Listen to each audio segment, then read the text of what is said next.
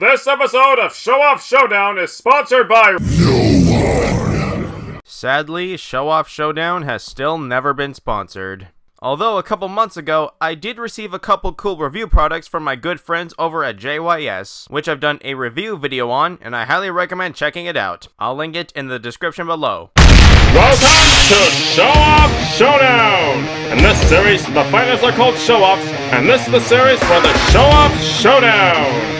Now let's meet the Show-Offs for tonight's showdown, shall we? Tonight is the long-awaited 5-on-5 between the Glamrock Gang and the Barnyard Buds. That's right, it's Five Nights at Freddy's Security Breach versus Happy's Humble Burger Farm. Oh, and before we begin, this battle will feature a full pre-analysis for all characters. So sit down and strap in, because it's gonna be a long run. Now without further ado, it's time for the Show-Off Showdown pre-analysis! Fair warning, this pre-analysis may contain some minor or even major spoilers from both Five Nights at Freddy's Security Breach and Happy's Humble Burger Farm. Please be aware of that before you continue to watch the video. You have been warned.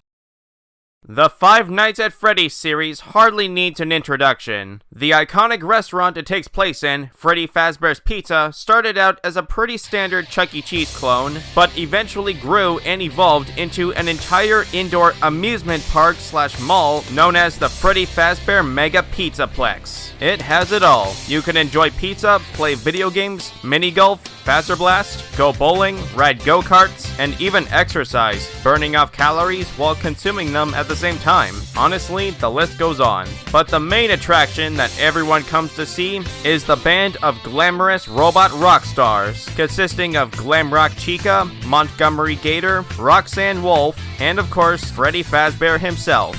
These four animatronic mascots will be the main focus of this analysis. Being that the Pizzaplex takes place in modern time, I think, the Glamrock animatronics were built using the latest robotic technology and are far more advanced than their predecessors from the previous games. Not only are these robots capable of playing instruments, singing and dancing with erratic or even gymnastic movements that you normally wouldn't expect from an animatronic pizza mascot, but at the same time they're also programmed with highly advanced artificial intelligence to the point where they're practically sentient, capable of thinking, learning, and even feeling emotion to a certain degree, with some limitations of course. Now let's go over each of these animatronics, shall we? Let's start off with everyone's favorite, Roxanne Wolf, or Roxy for short. She is the guitarist of the Glamrock band, as well as the mascot for Roxy Raceway. Roxy is known for her competitive, stubborn, narcissistic, vain, and self-centered personality, her self-esteem issues and inferiority complex, and her passion for racing, or winning races to be specific. Not to mention, she's also apparently a massive simp magnet. One interesting thing to note is that when she hunts down intruders in the mall, Roxy expresses semi-realistic wolf-like behavior as she sniffs around to seek out prey while she stalks them with stealth and agility and lunges at her prey with a powerful pounce. Much like a wolf, Roxy has very strong senses of smell, hearing, and sight. Speaking of which, Roxy has a special pair of eyes designed to help her win races, but also allow her to see through walls, and from a visual perspective, the eyes also seem capable of possibly seeing infrared light. Although, if Roxy loses her eyes, she'll no longer have these abilities, and she'll obviously go blind. However, her hearing and smell senses are still active, and she can still seek you out even while blind, though her aim is a bit rusty, much like herself. Next up is Montgomery Gator, or Monty for short. If he was a snake, he'd be called Monty Python. Anyway, Monty is basically Bonnie's replacement. Whatever happened to Bonnie remains a mystery. Anyway, Monty loves mini golf and rock and roll, and he has a bit of a short temper. When he's not performing, he usually spends most of his time just destroying property out of rage, though whatever he's angry about is not fully known. Anyway, Monty has a special set of claws designed to help him play bass guitar, but apparently his claws are also sharp enough to cut through solid metal chains and fences. And cutting through chains is a lot lot harder than it looks, but I'll talk more about that later. Chica is a well-known beloved character that has come in many forms throughout the years, the latest being Glamrock Chica. She's known for rocking an electric guitar, as well as her unusual eating habits. Not only does Chica tend to eat out of the garbage after closing time, but despite being an animatronic, she has developed a dangerous addiction to pizza and Monty's mystery mix, and will often assault staff bots or people in order to consume it, even though it's bad for her considering she's a robot, and the food she eats can often jam or lock up her insides, causing her to need constant repair, though that doesn't seem to stop her from eating. There's no doubt she's one hungry chick. You know, there's more to my character than just eating stuff. Well, she's also the mascot for Mazercise, so I guess she also likes exercising while eating. Well, on another note, when Chica stalks Gregory around the Pizzaplex, she tries to be deceivingly helpful and friendly, lying and telling Gregory that she can take him to his parents, though she's not very good at it. That's about as much as I can say for her. Anyway, Chica has a special voice box designed to help her sing better, which is capable of creating a high-frequency vocal pitch that can stun other animatronics. I guess you could say she has a rather stunning vocal performance. Moving on. And finally, the leading superstar, Freddy Fazbear himself.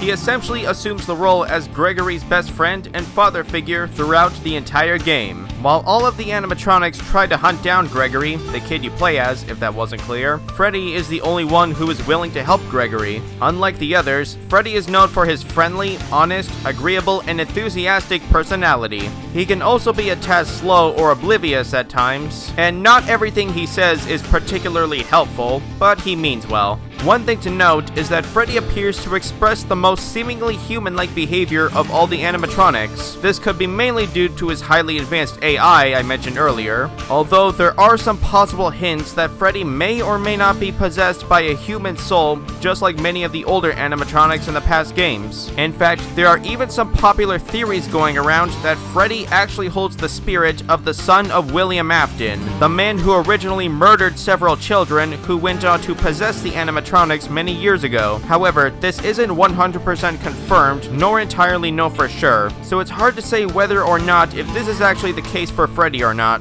Although, let's not forget that while Freddy's sentient AI has shown signs of human-like behavior, but at the same time, he consistently speaks in character that he was programmed with. His mental and neurological functions don't operate properly whenever he's low on battery or put under repair or upgrade procedures. He often says strangely advertise-ish things related to the Pizzaplex, and he is still programmed to abide by the rules of the Pizzaplex, limiting his free will, which he is fully aware of. You know what, I think I've talked enough about who or what Freddy is, and I'm sure you want to hear more about what Freddy can do, so let's get right into it. For starters, Freddy's body is designed with a built-in stomach hatch, which is used for storing oversized cakes and piñatas for birthday parties, but is apparently also big enough to fit a whole child inside him, without crushing him to death like most animatronics in the past. Anyway, Freddy also has a lighter inside his finger, used for lighting birthday candles, or perhaps setting things on fire. Not only that, but Freddy's AI is connected to the Pizzaplex's central system, allowing him to communicate through computers, fast watches, etc., and he can even deactivate security systems. Freddy also has a scanner built into his eyes. By scanning someone, he can detect if they're recorded in the Pizzaplex's guest list, a criminal database, or if they have sustained injury. Not to mention, when Freddy is fully upgraded, he gains all of the same special parts as his friends I've mentioned earlier, including Roxy's eyes, Monty's claws, and Chica's voice box all in one.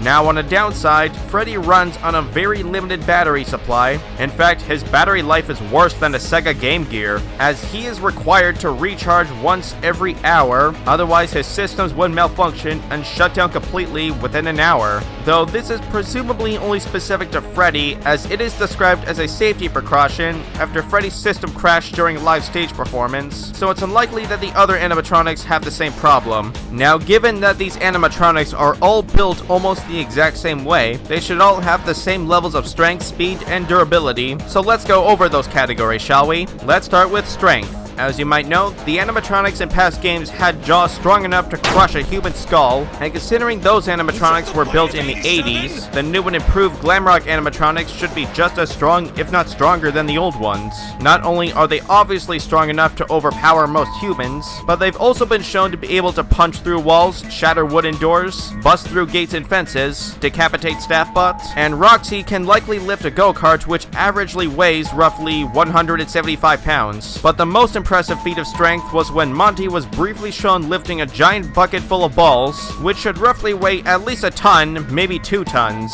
In terms of speed, the animatronics are capable of sprinting surprisingly fast. Not only can they easily outrun Gregory, though that probably doesn't say much since he's a child, but they should be able to match the running speed of most ordinary adult humans as well. Though it is worth noting that Monty is capable of jumping surprisingly high and long distances as well. Now in terms of reaction speed, that's kind of where the animatronics may lack. Whenever fast-moving objects come their way, they don't seem to be able to avoid them very well. The closest I could say is maybe if a mistake is made during a repair or upgrade procedure, the animatronics can react quickly the moment it happens, though we could argue that's more of a nerve reflex or something. Anyway, in terms of striking or combative speed, Monty and Roxy can literally pounce on their prey like I mentioned earlier, and they appear to move even faster for a very brief moment when lunging or striking, though it's hard to say how fast. As for durability, this is arguably their strongest element, or at least the more clear or straightforward category. The Glamrocks can take a surprising amount of physical abuse and walk it off, such as when Roxy got face slammed by a go-kart,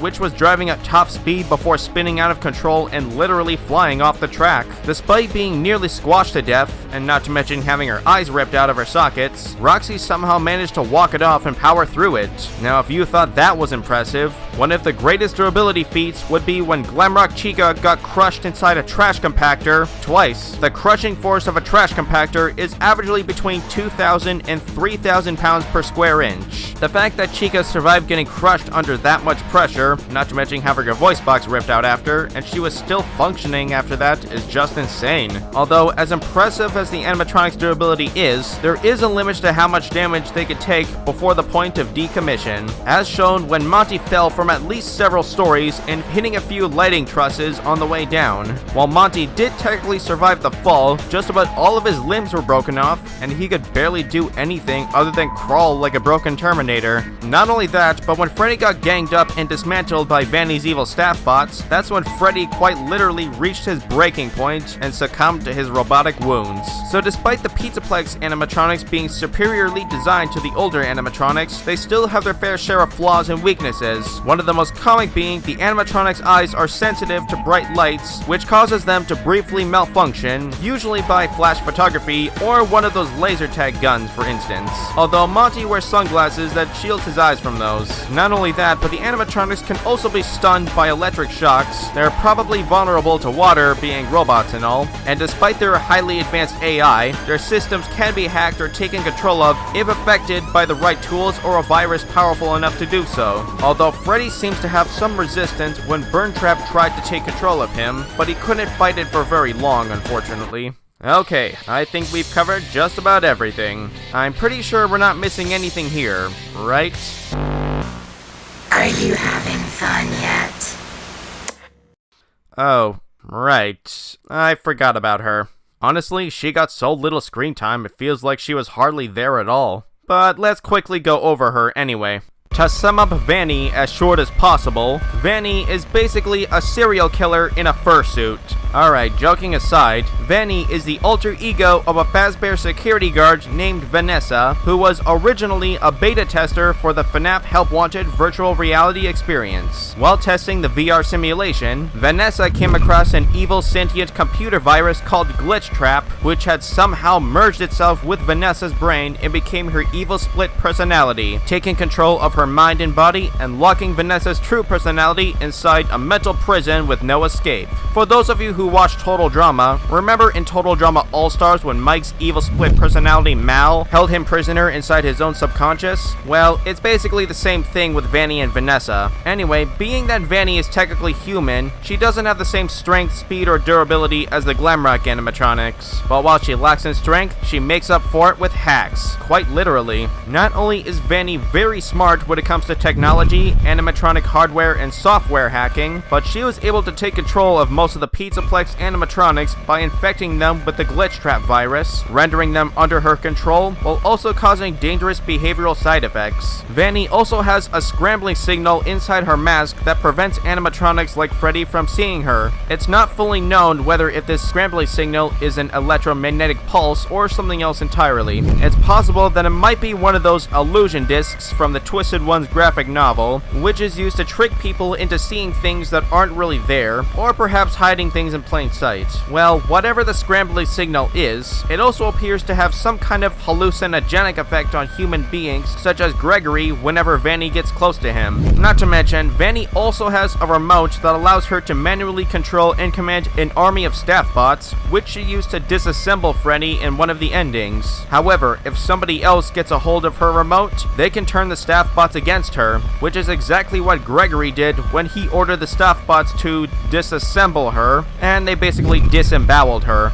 Well, I think that pretty much wraps it up for Vanny, as well as the whole security breach gang. Now step aside, Fazbear Entertainment, cause it looks like you've got some killer competition.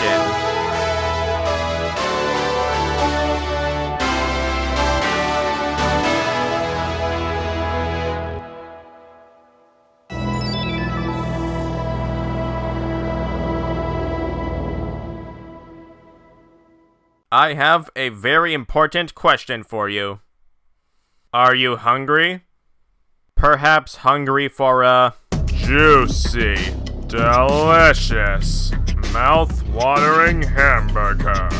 Well, there's no better place you can get one than at Happy's Humble Burger Farm. You won't believe how happy you feel after enjoying a Happy's meal.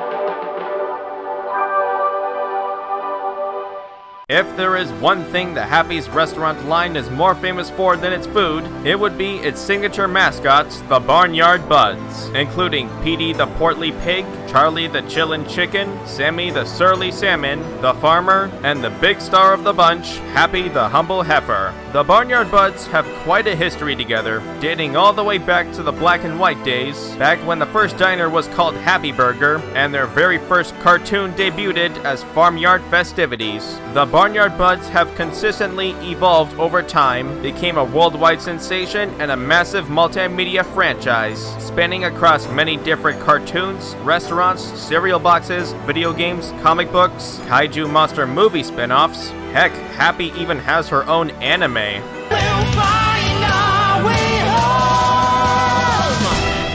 home. We are so appreciate. Have a happy humble day.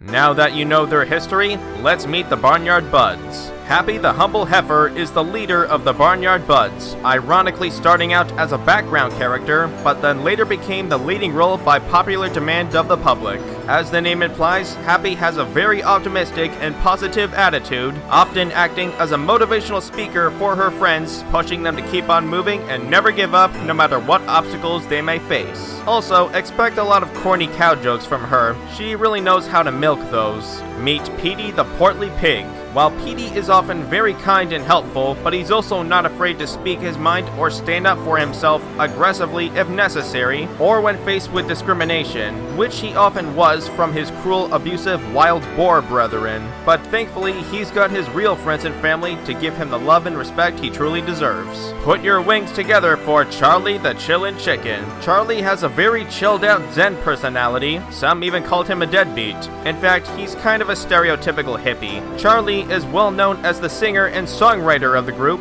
and his album even hit #1 on the music charts. Charlie's signature baritone guitar has become a staple of his character and the franchise. Next up is Sammy the Surly Salmon. Originally named Solomon the Standoffish Salmon, Sammy has arguably gone through the most changes out of all the Barnyard Buds, despite having the shortest history. In his current state, Sammy is basically Duke Nukem if he was a fish.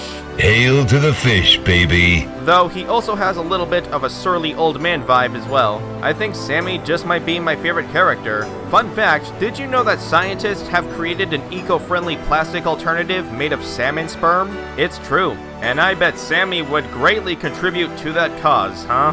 I've got salmon nooks of steel. And last but not least is the Farmer. The Farmer is the main antagonist throughout the Happy franchise, alongside his cousin the Fisherman. Despite often being seen as a violent, sadistic butcher, the Farmer was later humanized, showing no awareness of the intelligent nature of the animals, and he merely sees them as livestock. So, despite the Barnyard Buds being constantly chased by a side-swinging farmer trying to butcher them for meat, other than that, the Barnyard Buds live in peace and happiness, where nothing bad ever happens, and nothing disrupts their innocent, peaceful nature.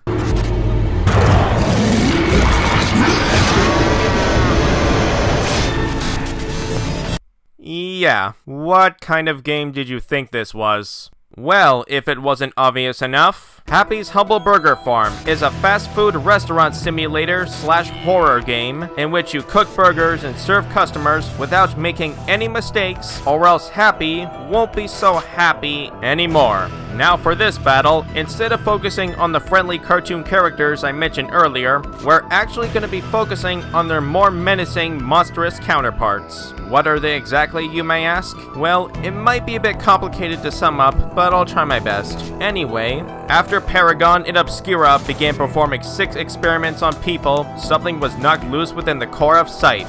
What crawled out of Scythe's core was living parasitic organisms of unknown origin, hiding in the shadows, waiting to feast on those unfortunate enough to step into the darkness. However, after Paragon dropped a nuclear bomb on the tropical island resort of Dirijango in order to cover up or destroy evidence, the bombing didn't kill the organisms, it just made them mad. In fact, the fallout likely caused the organisms to mutate or evolve as they emerged from the shadows, and they somehow found and attached themselves to animatronic puppets modeled after Happy and the Barnyard Buds. Now, for those of you who are confused by some of the things I just said, or have no clue what Paragon, Obscura, or Scythe is, well, I'll try and sum it up as short as humanly possible. Paragon is a genetic research company that specializes in mind control and fabricating reality that eventually merged with Obscura, the company that owns the Happy franchise and the corporate mastermind behind it all. Imagine if McDonald's merged with the Umbrella Corporation. That's the shortest I could possibly sum it up.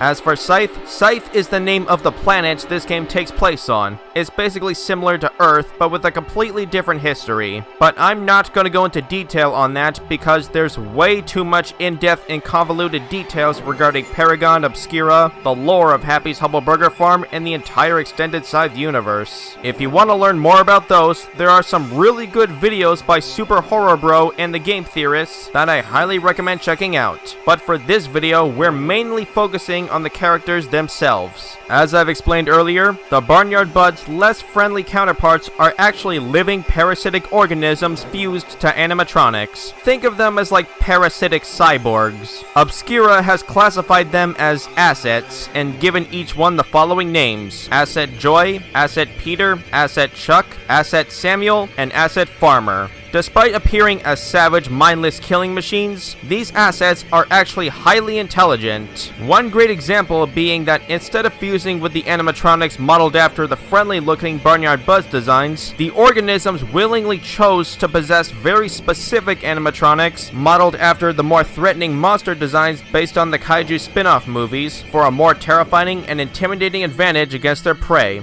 Let's go over each of these assets, shall we? Let's start with Happy, aka Asset Joy. As a result of an organism fusing with a Happy the Humble Heifer animatronic, Asset Joy is considered to be the most dangerous out of all the assets, as she is the only asset that Obscura could not contain. Asset Joy is an extremely violent and hostile asset who often roams freely around the Burger Farm restaurant. Strangely, Asset Joy has shown unusually great interest in the activities of the employees and test subjects working there, as Asset Joy has taken upon the role of an abusive authority figure. If an employee misses a shift at the restaurant, Asset Joy forcibly drags them to work. If they make too many mistakes while serving customers, Asset Joy terrorizes them into efficiency. She's essentially quality control, but in a very messed up way. Once Asset Joy's fury is unleashed, the only way to stop her from harming or even killing you is to cook an evil burger for her, made from the piles of rotten patties she often pukes up for some reason. While terrorizing Burger Farm employees, Asset Joy exhibits strange behavior similar to weeping angels, as she only moves if the employee is not looking directly at her. Not only is her presence alone enough to drive fear into the hearts of anyone who sees or hears her distorted mooing, but Asset Joy also makes everything in her surroundings more unsettling and unnerving by using something called the ACM, or Asset Containment Mode, which was originally designed by Obscura as a security system intended to contain Asset Joy within the area surrounding the restaurant, as well as alert defenseless Burger Farm employees of her presence, but it ultimately failed as Asset Joy had somehow taken control of the ACM system, and now she uses it to terrorize employees whenever they screw up.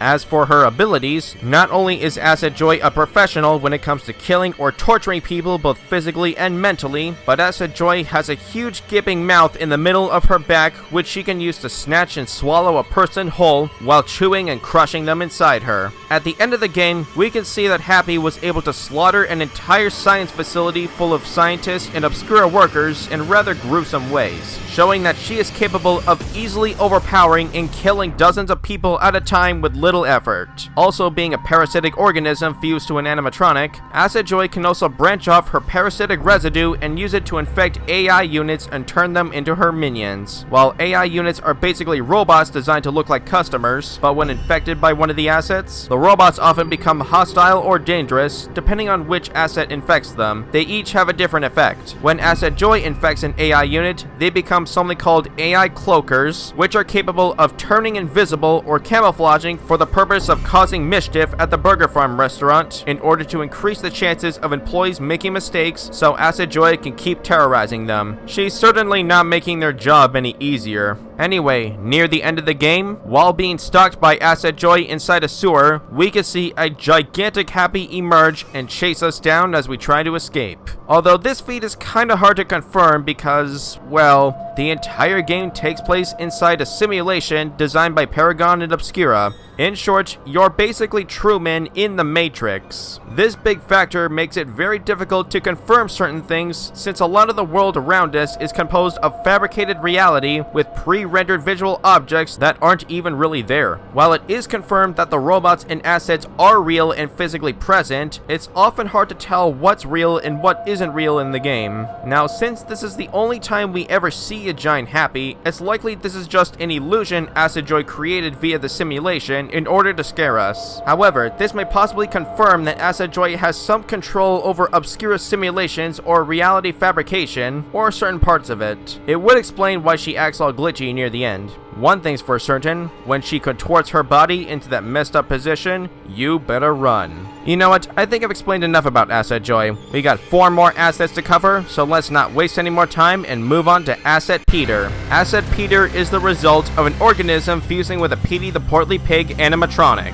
Asset Peter is a massive beast with an insatiable hunger. When a construction crew was building a new burger bun restaurant simulation, all of a sudden, Peter bursts in and devours the entire construction crew, all of the scientists working there, and dozens of AI units. Speaking of which, just like Asset Joy, Asset Peter can infect the AI units with his parasitic residue and take control of them. However, unlike Asset Joy, Peter's AI minions are purposed specifically to find and kidnap people and bring them to him to eat. think of it as like a hive mind. Also, for some reason, his AI units self-destruct and explode when faced with hostility, hence their nickname AI Bombers, though nobody really knows how or why they explode, not even the scientists. Anyway, Acid Peter can also throw explosive projectiles torn off his own flesh, which is likely how he infects AI units. Not to mention, Acid Peter's animatronic body appears to be powered by several car batteries. Now, while Acid Peter is a rampaging ravenous beast with an endless hunger, there is physically a limit to how much he can eat before it can have serious negative effects on his body. For one, when you first encounter Acid Peter in-game, Peter has consumed so many people and robots that it caused his belly to grow so big and heavy that he became overburdened and fused to the floor, no longer able to walk anymore.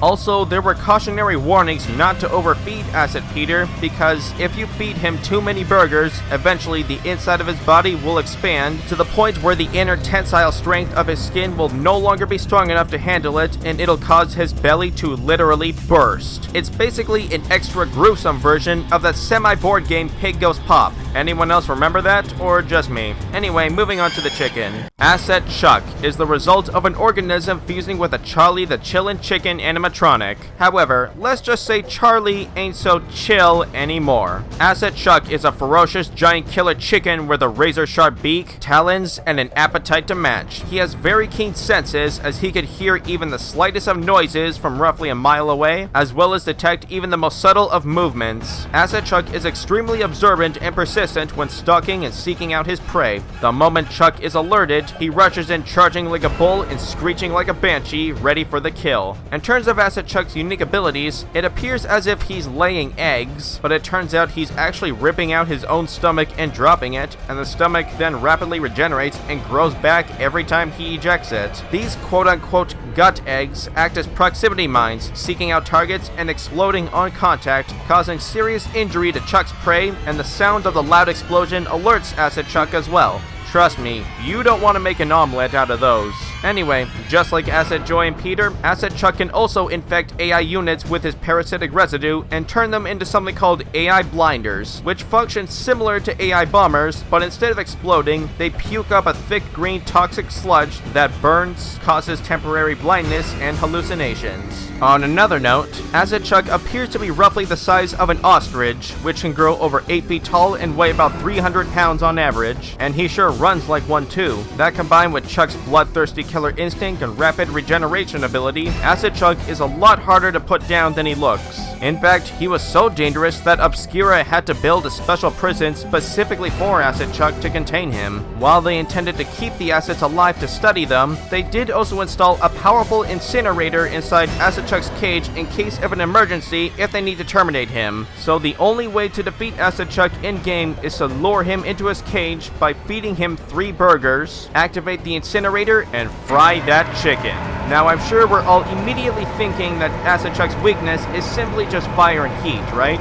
Well, after looking a little deeper into it, there's more to it than just that. Despite how seemingly easy he was killed by the incinerator, Acid Chuck does have some heat resistance, as his domain is an underground facility filled with lava flows, so I imagine it's pretty darn hot down there. In fact, that area was likely a lava harvesting plant where Obscura harvests magma from volcanoes to make geothermal energy. Yes, this is true. Anyway, considering that Acid Chuck has been casually roaming around there for years, not only does he seem unaffected by the surrounding heat, but there were also times where he accidentally stepped in or came in physical contact with lava occasionally. Heck, there were times where Charlie can be seen walking through lava or even sitting in lava, just chilling there as if nothing's happening. The temperature of lava is usually between 700 and 1200 degrees Celsius. Now you might be thinking, if Charlie can withstand lava, then how come he died from getting roasted by fire? That doesn't make any sense, right?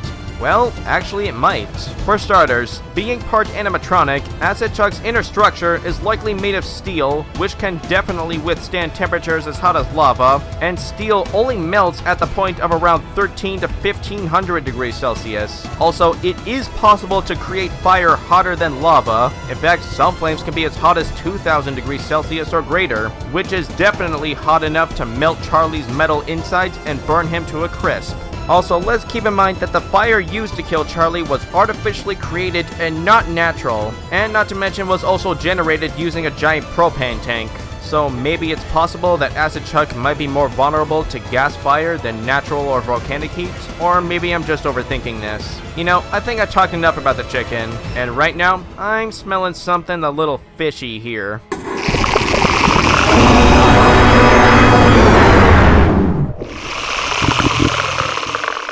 Asset Samuel is the result of an organism fusing with a Sammy the Surly Salmon animatronic. Asset Samuel swims through the abandoned sewer tunnels deep within the abandoned underground Paragon facility. Obscura was able to capture and contain Asset Samuel a lot quicker and easier than the other assets, which is rather surprising, considering that Asset Samuel is quite possibly the second largest asset next to Asset Peter. In fact, Asset Samuel takes the form of a massive monstrous fish with razor-sharp teeth, and his mouth splits open into 4 separate jaws, allowing for a much wider bite radius, and bigger chomps taken out of any prey unfortunate enough to fall into his watery domain. Unfortunately, there isn't a lot known about Asset Samuel, aside from being a giant fish that eats you. In fact, he only shows up for one very short chase scene, so he's got very little to work with here. The best I can do for Asset Samuel is determine his exact size and weight. To do this, I had to contact some of the official Scythe devs in the Happy's Humble Burger Farm Discord server and ask them a few questions regarding Asset Samuel. When I asked if there was any way to determine exactly how big Asset Samuel is, the best answer they could give me was that Asset Samuel's size equivalent is somewhere between a great white shark and a whale. So as a good fair estimate that meets somewhere in the middle, I then suggested that Asset Samuel may be the size of a full-grown orca or killer whale, and it looks like one of the Scythe devs has confirmed it. If this is the case for Asset Samuel, a full-grown Antarctic Type A killer whale can grow up to 9 meters and weigh between 3 and 5 tons. If Asset Samuel is an equivalent size, this would make him roughly 30 feet long and weigh at least 3 tons. Maybe more, considering that his inner skeleton is made of steel just like the other assets. To put it simply, Asset Samuel is basically big enough to swallow a person whole. Then again, with a body and jaws big enough to put Jaws to shame, it should be no surprise. Now, some of you might be wondering, how the heck is Sammy gonna fight if he can only swim in water? Well, let's not forget that Asset Samuel is a parasitic organism fused to an animatronic and not a real fish, so he technically doesn't actually need water to survive. His robot body was simply built to swim in water, but I see no reason why he can't just flop and hop around on land snapping his jaws to fight. It is within the realm of possibility, considering that salmon are pretty good jumpers. Alright, I think we talked enough about Sammy. Now let's move on to the 5th and final asset, the Farmer. Obviously an organism and a farmer animatronic, the Farmer is quite possibly the most menacing out of all the assets. Not only is the Farmer the only asset capable of speaking, but he speaks in a very unsettling and intimidating deep demonic voice that'll make anyone shiver with fear. Though at the same time, he's also surprisingly profound when it comes to discussing the topic of death. Anyway, the Farmer carries a big bloody scythe sharp enough to decapitate 3 security guards in a single swing. Despite the trouble they faced, Obscura was able to contain the Farmer within the Happy Burger Retro Diner simulation area, which the Farmer has made his domain. Now on a different note, there are some theories that the Farmer may or may not be linked to the serial killer of Northbury Grove, another horror game made by Scythe Dev Team, which is also set in the same universe. It is theorized that the Farmer not only has a parasitic organism fused inside his robotic body, but he may also house the soul of the skull-wearing serial killer from Northbury Grove. While it's not entirely confirmed, it is possible considering that Paragon and Obscura have records of the Northbury Grove massacre incident and victims in their facility. Why would a genetic research company bent on mind-controlling people be interested in some random serial killer incident that happened way out of town and having no relation to their work? And once again, they keep archived records of the incident. Seems kinda strange, don't you think? Not to mention, there's a movie theater right next to Happy Burger in the Farmer's domain that has Northbury Grove the movie premiering, and when the Farmer traps you inside his domain, you can see the 4 Barnyard Buds hanged up in sort of a crucifixion-like fashion, which theoretically represents the 4 victims of the Northbury Grove massacre. Or it could just be a coincidence. Anyway, rather than going for a direct kill approach like the other assets, the farmer prepares his victims slowly by mentally manipulating them by speaking directly to them and luring them into his traps. Much like Asset Joy, the farmer seems to have some control over obscure simulations and fabricated reality, and he can use it to create illusions and trap his prey inside several simulated prisons of his own making, including a maze that takes quite a bit of effort to find the way out, a junkyard in which the farmer just stands there menacingly, prompting his victims to climb a tall tower of stacked broken cars while a pool of lava rises up beneath them, and finally, the farmer's domain, an old barn surrounded by a spooky cornfield. Once the farmer traps you in his domain, there is no escape. That's when the farmer finally makes his move, stalking you around while swinging his deadly scythe until he butchers you like livestock. The only way to fend off the farmer and escape his domain is to give him what he wants. Specifically, one of each type of burger: beef, pork, and chicken. Now you might have noticed a pattern by now involving burgers. As strange as it might sound, burgers are pretty much the only effective method of subduing or baiting the assets, as they all appear to have an irresistible craving for burgers, and I guess you could say the burgers have like a Scooby snack effect on the assets. Alright, now that we've fully covered each of the assets, let's go into a little more detail on what they're physically capable of. Considering that the assets are all made up of the same organisms, and the animatronics they're fused to were all built relatively the same way with the same robotic parts and materials, the assets should likely all have the same or at least similar levels of strength, speed, and durability. Let's start with strength. Obviously, all of the assets can easily overpower and kill dozens of humans at a time, tearing their flesh like paper and breaking their bones like twigs, and that's just scratching the surface. Asset Joy was once shown denting and breaking down a steel door with little effort, and Asset Chuck can bend and tear through metal elevator doors as well. Not only that, but Asset Chuck is even strong enough to smash and shatter metal lockers like glass. Considering most lockers are made of steel, it would take at least 40,000 PSI to break, let alone completely shatter like glass. Out of all of the Asset strength feats, this is probably the most impressive one. Now in terms of speed, Asset Peter is likely faster than he looks, as he could effortlessly catch and devour dozens of people who are likely running in fear of him. Asset Chuck, being the road runner like chicken he is, can often keep up with and sometimes outpace the running speed of humans, as he's been able to chase down and kill multiple people in the past. This may not be seen all that impressive so far, but Asset Joy, on the other hand, is definitely the fastest. The very split second you look away from Asset Joy, she moves incredibly fast in short bursts, so fast it's almost as if she's teleporting. Sometimes you don't even see her move, which may indicate that she can move faster than the eye can see. Whatever you do, don't blink. Not to mention, it's likely that Asset Joy can probably dodge bullets as well, though it's not confirmed. Speaking of which, as for durability, Asset Joy can lightly tank bullets, which don't seem to affect her. While it hasn't been directly shown, at the end of the game, you could hear people firing machine guns at Asset Joy right before she kills them. Get back! Open fire! Open fire!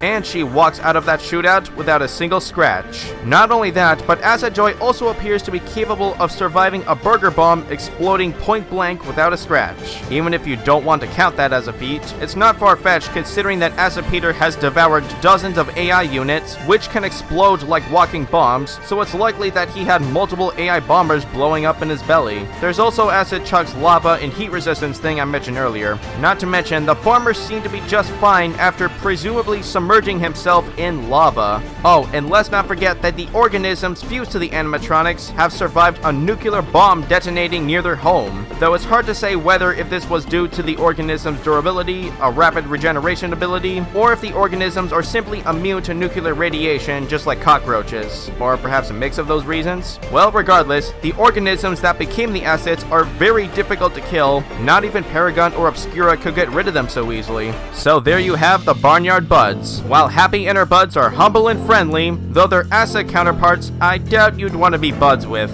Just stick with Toe, he'll be your best bud. Now if you're thinking about applying for a job at Happy's Humble Burger Farm, well, you might want to seek employment elsewhere.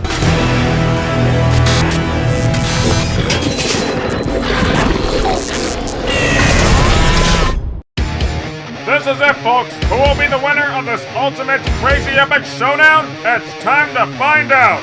Now, without further ado, it's time for the Show-Off Showdown! This is a Drew Pickles disclaimer, because there are no MMD models of any of the characters from Happy's Humble Burger Farm, or at least none at the time this video was made. We had to improvise by using some random models that look similar to HHBF's characters to represent them in this battle. Also, the animated fighting sequence you're about to see is not a simulation. It does not accurately depict what would actually happen if these characters fought. It is merely just for entertainment purposes. So, if anything seems off at any point in the fight, that's probably why. Hahaha. P.S. FNAF Security Breach was created/owned by Scott Cawthon and Steel Wool Studios, and Happy's Humble Burger Farm was created/owned by Scythe Dev Team and Tiny Build. Can't have a disclaimer without that shit now, can you? Hahaha. Now enjoy the epic battle. It's going to be super swell. Link. Get ready for the next battle. Fight!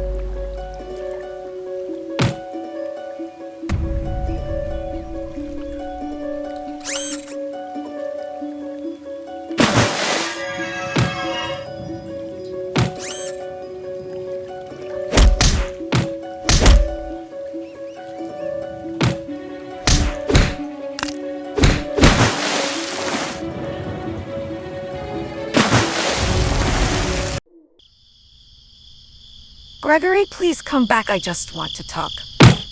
Who are you? And what are you doing on my farm? I'm just trying to make sure my son is safe. By stabbing him? No, I'm just giving him an empty threat. Woman, you're in a bunny suit that probably took 5 hours to make. And you're holding a knife. You kid have the right mind to run away. If have 'em all like you, would run away too. Plus your kid is probably 5. Actually, he's 7. You're still a grown woman chasing a child with a knife. You don't deserve your son. You can't tell me how to raise my son.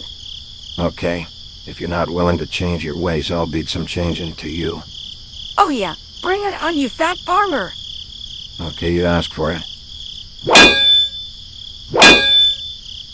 My stomach. Are you having fun yet? Meanwhile... It's time to kick fin and chew zooplankton, and I'm all out of zooplankton. Why don't you fight me like a fish, tough guy? Get your stinking nets, hooks, and worms out of my face, fisherman.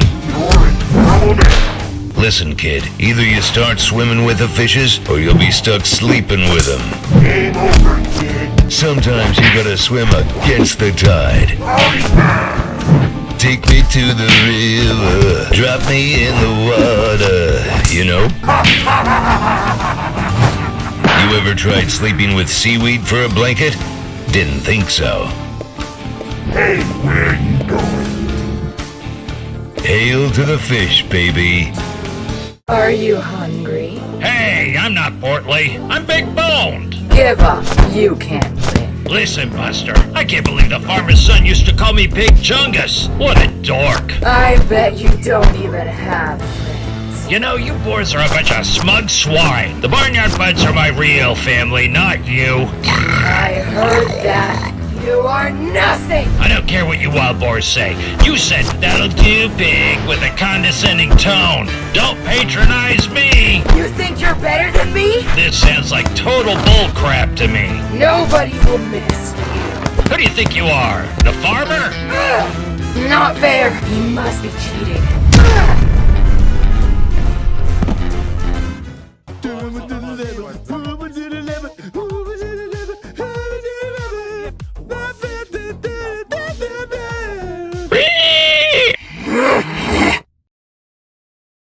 Tag! You're it. Just chill out, dude. Let Charlie the Chillin' Chicken show you how to kick it, man. Who wants candy? All I wanna do is munch on Charlie snacks, play baritone, and chill. Are you lost? Let me take you to your parents. You're talking crazy, man. I am just trying to help. Yeah, well, you know what? That's just like your opinion, man. No more games. Dude, just chill out. Let Charlie the Chillin' Chicken show you how to relax, man.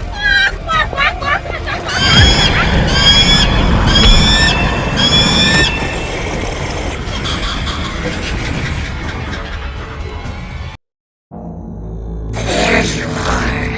I see you.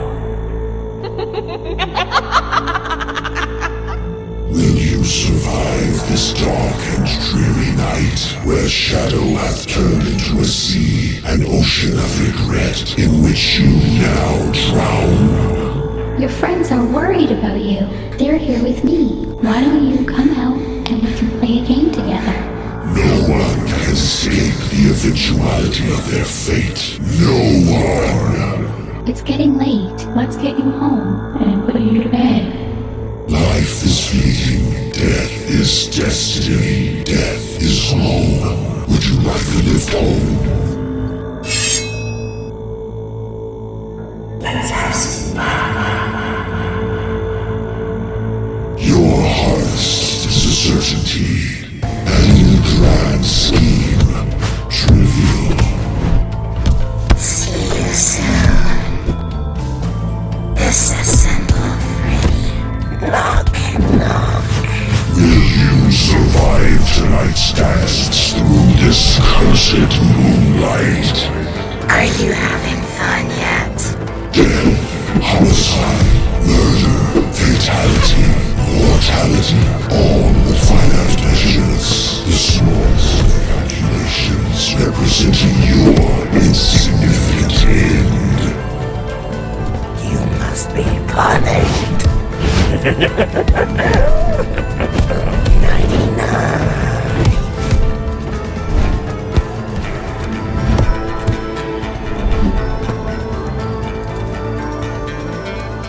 I may have lost my temper earlier, but it was just a glitch. It won't happen again. Abandon peace and war. Turn away from love and hate. Embrace nothingness. And become eternal in your non-existence. It's been such a difficult day for all of us. All death is the same. Untimely, meaningless, and insignificant. It was just a glitch.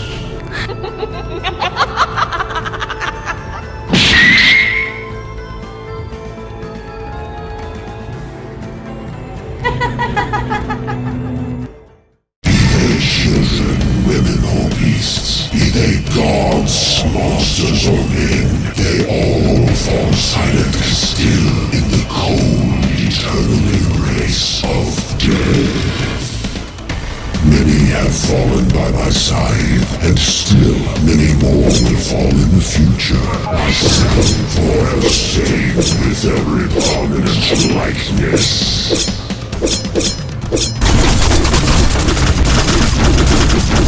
Life feeds on death. Death is the source of life, and life the source of death. All of existence rests upon this great truth.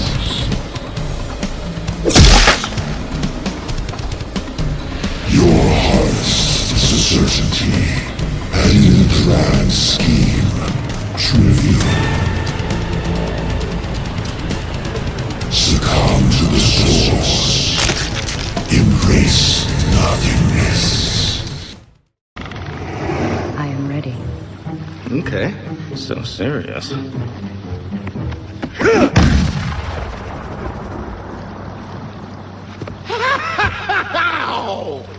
I think I prefer the mask. There you are. Ever since I was a calf, I wondered what was going on beyond the farm. Do not return. It will never be safe. Giving up isn't in our nature. The security system knows you are here and has locked you out. Well, I think it needs a little more cowbell. Be careful. I am not quite myself at the moment. If Richie the Hound wants beef, then the Barnyard Buds will give him beef. What are you doing? Put your hind legs into it. I have a bad feeling. Don't have a cow, some milk ain't worth the squeeze. Why though? Apparently the humans call us livestock. How could they call us that when they never let us truly live? Do not leave me like this! No use crying over spilt milk when we've lost so many buds to Mother Nature and Father Time. Shame on you. You can no longer hide from me. We've overcome mountain lions, packs of wolves, and the Citadel of Owl's death cult. He is trying to take control of me. I do not think I can fight it for long. I cannot stop her! I know what this is. Let us end this. Of course I won't give up. There's a reason the saying goes, till the cows come home after all.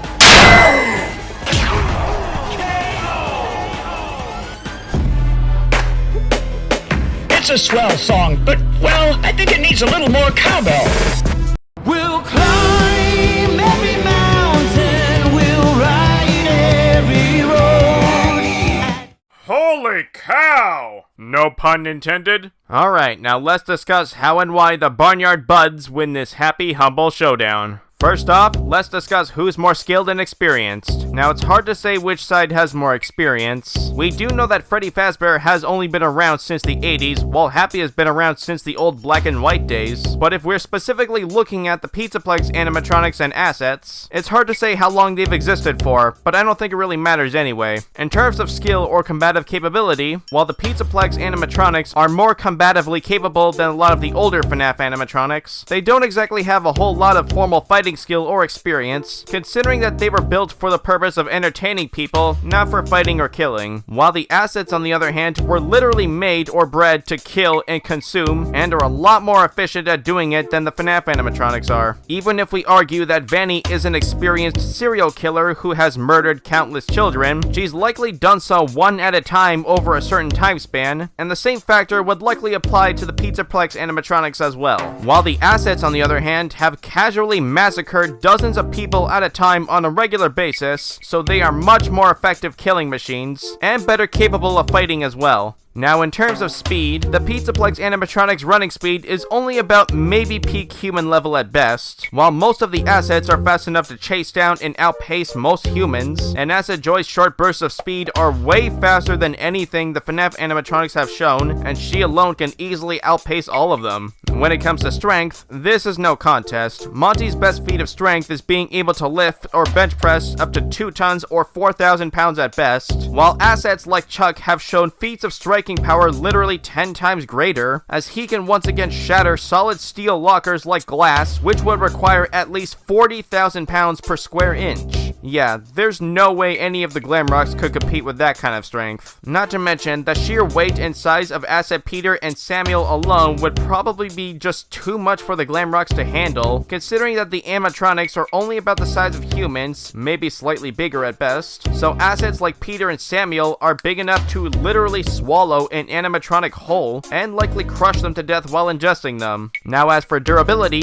as impressive as the Glamrock animatronics' durability is, I'm gonna have to give the edge to the assets as well. Now even if you don't want to count the nuke dropping on the island as a durability feat, the assets are capable of tanking bullets, bombs, exploding AI robots, lava, and not to mention their organisms have regenerative abilities even capable of rapidly regenerating organs, like their stomach, after having it ripped out multiple times. With all that in mind, the Glamrock animatronics don't really have any effective method of permanently putting them down. To be honest, the only member of the security breach gang that might have a possible useful advantage is Vanny, mainly because of her ability to hack and take control of other animatronics by spreading the glitch trap computer virus. Although even that is highly unlikely to work, and let me explain why. The assets aren't just animatronics, they're also part organic, and they are possessed by highly intelligent parasitic organisms. Even if Vanny's glitch trap virus could infect the animatronics by themselves, it can't really do anything to the organisms already possessing them, and arguably doing so more effectively. Not to mention, let's not forget that the assets animatronics were made by Paragon and Obscura, corporate genetic research facilities that literally thrive on mind control, brainwashing, and fabricating reality. So Vanny's digital mind control and illusion disc aren't really anything new to the assets, as they've pretty much seen all that kind of stuff before when they were captured and likely experimented on by Paragon and Obscura, who were barely able to contain most of the assets without suffering numerous casualties. On a related note, if Vanny does have an illusion disc that can make people see things that aren't really there, Acid Joy and the Farmer can basically do the same thing and arguably better, as they have some control over Obscura's fabricated reality and simulations, and they can literally trap people inside illusional prisons of their own making, so it's highly unlikely that the illusion disc would be effective on the assets or anything they haven't already seen before. Oh, and on another note, the assets don't even need to steal Vanny's remote to turn her army of staff bots against her, as they could simply just infect her robots with their parasitic residue the exact same way they did with the AI robot customers, turning them into their own minions and giving them abilities like suicide bombing or puking up toxic sludge, which they'd obviously project at Vanny. Now, some of you might be wondering, could the assets organisms infect the Glamrock animatronics and take control of them? Well, it's possible, though it might be a little more difficult in staff or customer bots, considering that the robots they usually infect and take control of are robot customers that have very basic AI and are very easy to hack into. Heck, even a Burger Farm employee with presumably no engineering experience named E7 was able to hack into one of them, although it did result in the robot's head accidentally coming to life and forming an intelligent personality despite not being originally programmed with it. Make of that what you will. Anyway, the artificial intelligence of the Glamrock animatronics is far more advanced than simple AI units, and not to mention Freddy was able to resist being taken control of by Burntrap for a short time. Though I'll say this, if the asset's ability to corrupt and control technology and AI is just as effective as Vanny's glitch trap virus, to say the least, then they shouldn't have much issue doing so. Though regardless if they can or not, I doubt the assets would really need to infect and take control of the Glamrocks in order to defeat them, as they could simply destroy them through raw physical means alone. Oh, and to touch upon one last thing, using burgers on the assets isn't really an option for the Glamrocks, since they pretty much only know how to make pizza and not burgers, so using the assets' one and only semi-kryptonite in any way isn't really an option at all. I think I've said enough. So, in the end, looks like Freddy and his friends won't be getting a happy ending. The winners of this battle are the Barnyard Buds of Happy's Humble Burger Farm. Now, before we wrap this up, I want to give a special thanks and shout out to our new guest animator, Sparkles, for animating the first Chica vs. Charlie chicken fight. He also made an alternate ending, and if you want to see it, go check it out on his channel and subscribe. Oh, and one more thing. For those of you who don't already know, I now officially have a Patreon. If you want to show your support and join the RCMP, as in Royal Canadian Mounted Patrons, then that would be so awesome, and I would really appreciate it. Members of the RCMP will have beneficial access to future episodes of Show Off Showdown and other videos before they're officially released, as well as exclusive access to special posts and videos that can only be viewed on Patreon. Join the RCMP, and the first thing you'll learn is a nice shiny badge. Got any ideas for Show Off Showdown? then let me know in the comments below,